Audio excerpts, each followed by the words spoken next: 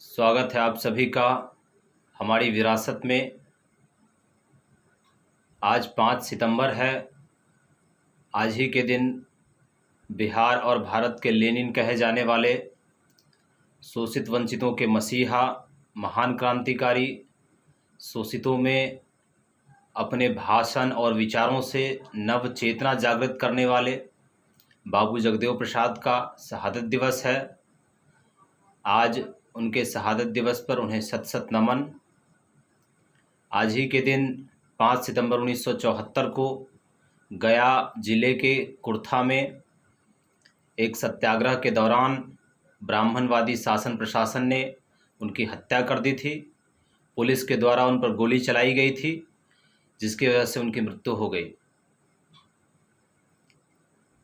तो आज के इस वीडियो में हम लोग बाबू जगदेव प्रसाद के बारे में जानेंगे। बाबू जगदेव प्रसाद का जन्म 2 फरवरी 1922 को बिहार के गया जिले के कुर्था ब्लॉक के कुरहारी नामक ग्राम में हुआ था। इनका जन्म कोयरी दांगी समुदाय में हुआ था, कोयरी दांगी जाति में हुआ था। इनके पिता का नाम प्रयाग नारायण था, जो कि एक शिक्षक थे, और माता रासकली देवी एक अनपढ़ महिला थी। बाबू जगदेव प्रसाद की आरंभिक पढ़ाई उनके पिता के ही निर्देशन में मध्य विद्यालय तक की पढ़ाई हुई, और उसके बाद उच्च शिक्षा के लिए वो जहानाबाद चले गए। हाई स्कूल की शिक्षा के लिए वो जहानाबाद चले गए। बाबू जगदेव प्रसाद बचपन से ही विद्रोही और क्रांतिकारी स्वभाव के थे। कहा जाता है कि एक बार विद्यालय में उनके एक शिक्षक ने बिना वजह उनको एक चाटा जड़ दिया था।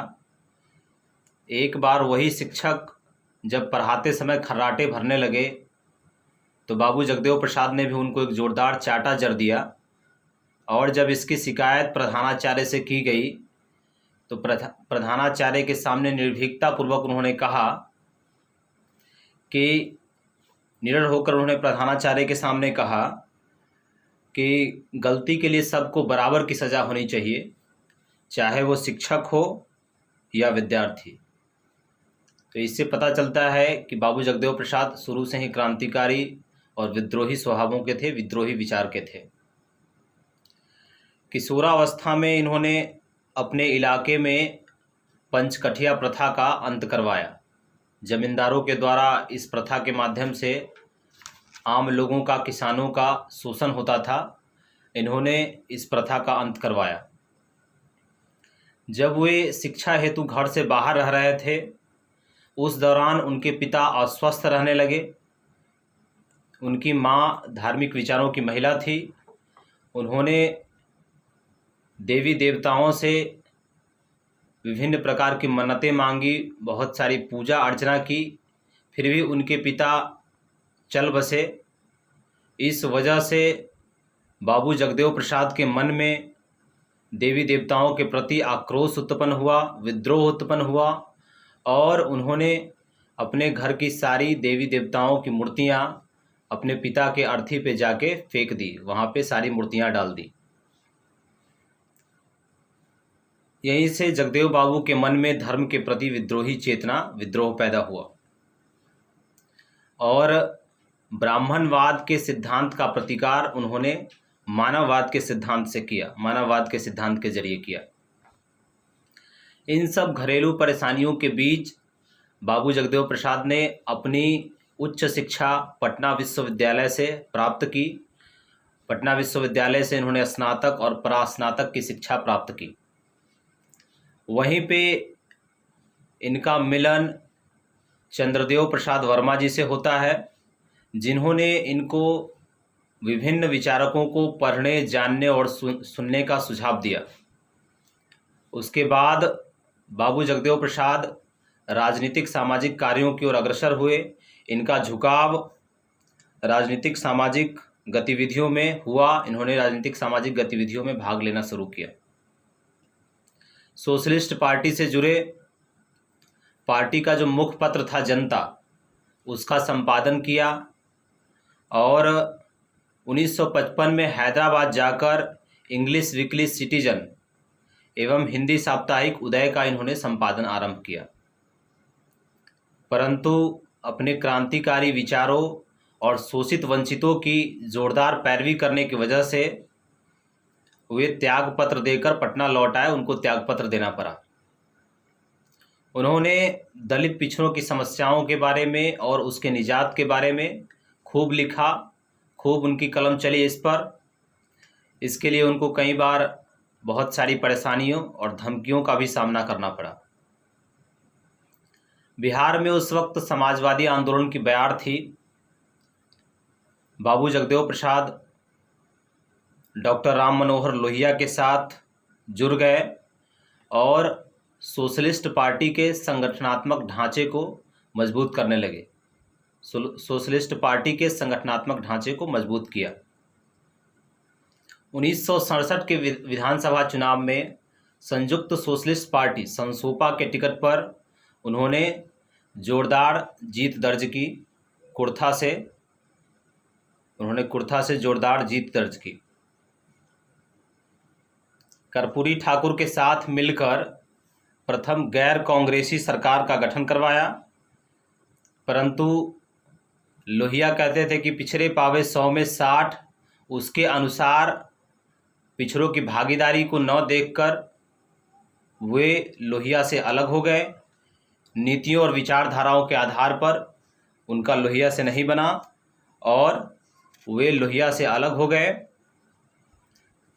25 अगस्त 1967 को उन्होंने संसोपा छोड़कर शोषित दल नाम से नई पार्टी बनाई और उस वक्त बिहार की राजनीति में 67 से लेकर 72 के बीच बिना इनके सहयोग से, बिना इनके दल के सहयोग से कोई भी सरकार नहीं बन पाई।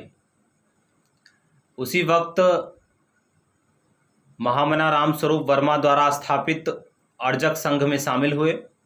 अर्जक संघ की स्थापना 1968 में हुई थी और उन्होंने आचार, विचार, व्यवहार और संस्कार ये सारे अर्जक विधि से करने पर जोर दिया। वे कहते थे कि अर्जक संघ के सिद्धांतों के द्वारा ही ब्राह्मणवाद को खत्म किया जा सकता है और सांस्कृतिक परिवर्तन कर मानववाद को स्थापित किया जा सकता है। उसी समय ये नारा जोर शोर से चला था, मानववाद की क्या पहचान, ब्राह्मण भंगी एक समान, पुनर्जन्म और भाग्यवाद, इनसे जन्मा ब्राह्मणवाद। 7 अगस्त 1972 को इनकी जो पार्टी थी शोषित दल और रामस्वरूप वर्मा द्वारा निर्मित समाज दल, दोनों का एकीकरण हो गया। पार्टी का नाम हो गया शोषित समाज दल।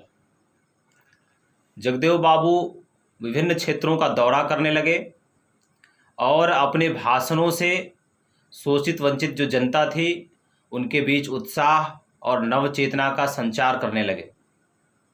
जहानाबाद की एक सभा में उन्होंने कहा था, 100 में 90 शोषित है, 90 भाग हमारा है, धन धरती और राजपाट में 90 भाग हमारा है, 10 का शासन 90 पर नहीं चलेगा, नहीं चलेगा। इस प्रकार से उन्होंने क्रांतिकारी विचारों, नारों से शोषित वंचित जनता में चेतना का उत्साह किया, उनको उनकी भागीदारी के लिए प्रेरित किया। लोहिया के पिछले पावे 100 में 60 से आगे बढ़ करके इन्होंने नारा दिया, 100 में 90 शोषित है, 90 भाग हमारा है, 10 का शासन 90 पर नहीं चलेगा, नहीं चलेगा। बिहार की जनता अब इन्हें बिहार लेनिन के नाम से पुकारने लगी। उसी वक्त बिहार में कांग्रेस की तानाशाही के विरुद्ध जेपी के नेतृत्व में छात्र आंदोलन का प्रादुर्भाव हुआ, जिसको बाबू जगदेव प्रसाद ने मान्यता नहीं दी और 6 सूत्री मांगों को लेकर मई 1974 में इन्होंने पूरे बिहार में जो है जनसभाएं की और सरकार पर दबाव डाला। ब्राह्मणवादी सरकार पर इसका कोई असर नहीं दिख रहा था। इसी क्रम में उन्होंने आगे की योजना बनाई और 5 सितंबर 1974 को हजारों की संख्या में शोषित समाज का नेतृत्व करते हुए आगे बढ़ने लगे। इसी दौरान कुर्था में ये सत्याग्रह का नेतृत्व कर रहे थे और विरोधियों के वहाँ सुनियोजित जो चाल था, विरोधियों के सुनियोजित चाल में वहाँ ये फंस गए। और डीएसपी ने जब रोका तब इन्होंने उसका प्रतिवाद किया और इसके बाद इन पर गोली चला दी गई। गोली सीधे इनके गर्दन में जाके लगी और उस स्थिति में बाबू जगदेव प्रसाद को खींचकर घसीटकर पुलिस थाने ले जाया गया। कहा जाता है कि उस वक्त ये इनको प्यास लगी और ये बार बार पानी मांग रहे थे, लेकिन पानी की जगह इनके मुंह पर पेशाब किया गया। शोषित वंचितों के इतने बड़े नेतृत्वकर्ता राजनेता के साथ उस वक्त ये व्यवहार हुआ, ये सलूक हुआ। उनके साथ जिस तरह का अमानवीय व्यवहार हुआ शायद ही किसी राजनेता के साथ उस वक्त हुआ हो। और पुलिस ने इनको जनसभा स्थल पर ही पुलिस ने इन पर गोली चला दी और उसी के बाद इनकी मृत्यु हो गई।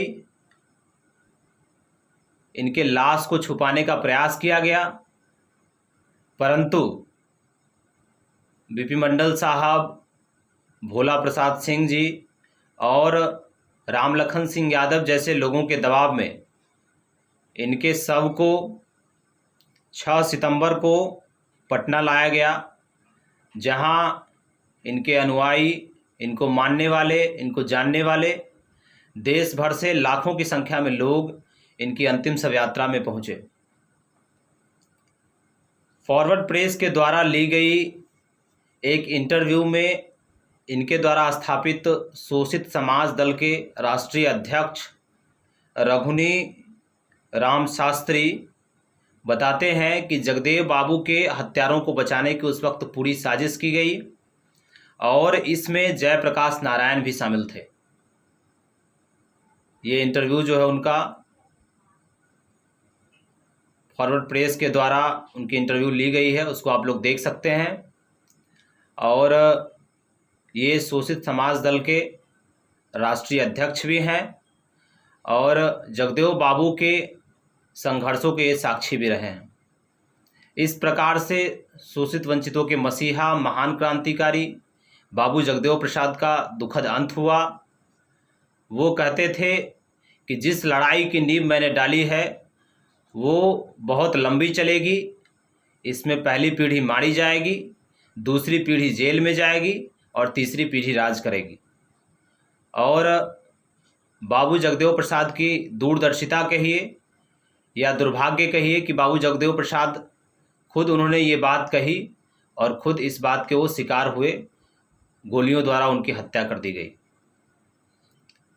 विभिन्न पुस्तिकाओं और इंटरनेट के माध्यम से आप बाबू जगदेव प्रसाद के बारे में जान सकते हैं।